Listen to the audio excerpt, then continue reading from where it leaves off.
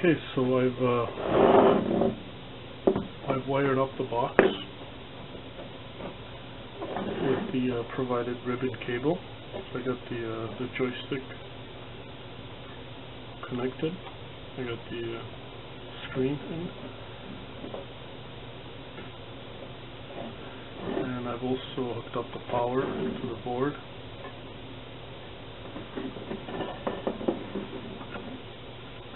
I had to use a different switch I had.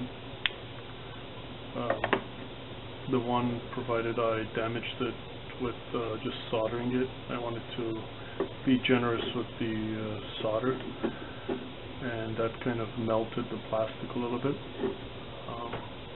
So I had to just use a different switch. The only things remaining are just the motors. Hook up the motors, heat beds, the end stops, thermistors, and the hotbed. And that's about it. The box fits well. I've left this end open just so I can have access to the wiring still until I'm finished, and then I will just screw everything together.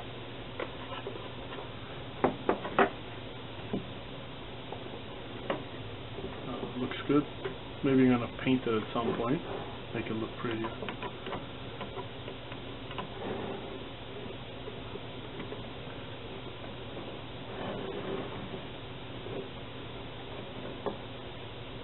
The connections for the LCD and the joystick I've got off the website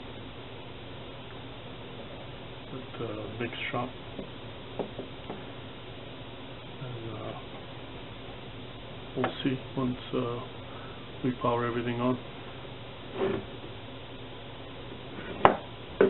Looks good.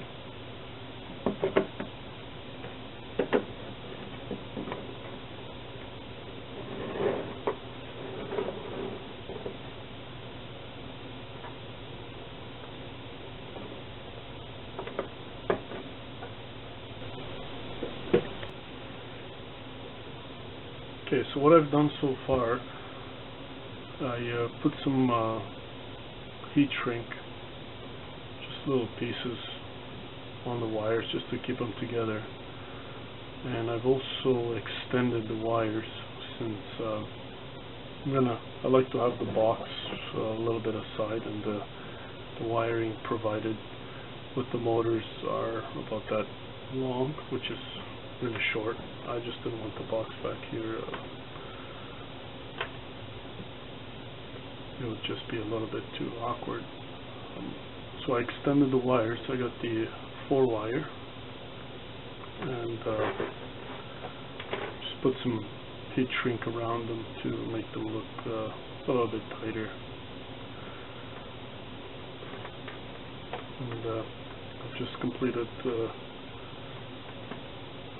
just the few models on the back here, the X, Y, and Z axes, and the only thing remaining will be the printing head, which I've done the same thing. I just put some heat shrink around that, and since this is going to have quite a few wires coming off of it, I was thinking of a way to set it up where it moves up and down, and if it's too much wiring, I just didn't want too much force on the motors. So what I'm going to do is I'm going to use a 10-wire.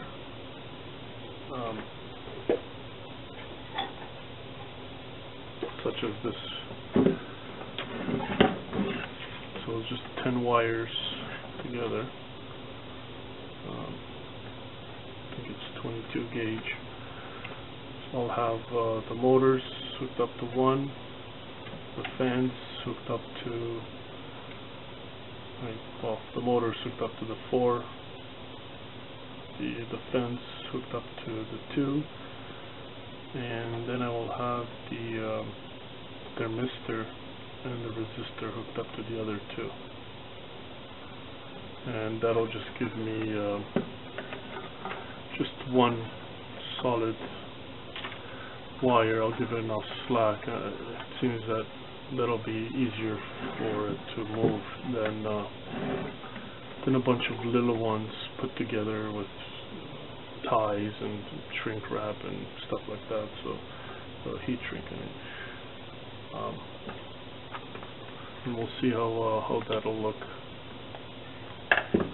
I've just stripped the whole section here, and I'm just going to trim them as I go up. So I'll trim whatever. So these ones are so long, I'm just going to trim them there, and then I'll continue, just follow that up more, and so on. And then these will go all the way to the other ones. Will go all the way to the head, and we'll see how that works. We'll see how that fits together. It's very flexible, and especially I'm going to be using the actual curve in the wire because it's been on the spool. So as it'll be on the other side, all it needs to do is just technically move, very little. I think that'll work. If not, I can always just change them, see if I can find another solution. But one of the issues that I would have is the wires would have to be able to carry the amperage that the motors and also the resistor is using. And for the short distance that I'm going to use this will be sufficient. And then once all of that is done, I have everything here, and looks like a big mess, but once all that's done, then I can just come around the back